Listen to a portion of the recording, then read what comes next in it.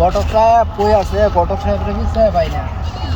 ঘটক সাহেব ওই রে, ওই যে দা ঘটক সাহেব। এই ঘটক সাহেব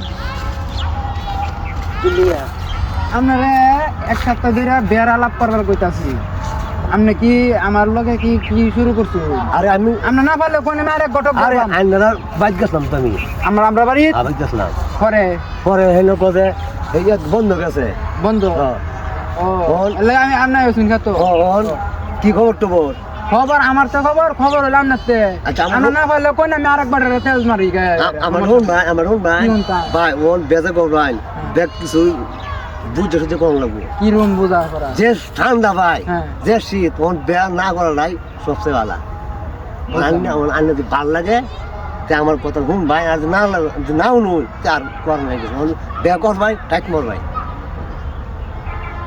আমি তো ভাই ছোট মানুষ বুঝতেছি না, তো তো বুঝি না। এই যে ঠান্ডা তো আচ্ছা আমার কথা যদি আমি শুনুন হ্যাঁ। তে ভাই কথা রাখ ভাই যে ঠান্ডা ভাই অবস্থা কাহিল শীতকাল যাক পরে এই যে গরম পড়তো না এই যে ওই মানে মজাটা না, অন্য ঘটক তো আমার এই বুদ্ধিটা দিত না ভাই। না। পালাই করছো ভাই আমার ধন্যবাদ। আমি আমি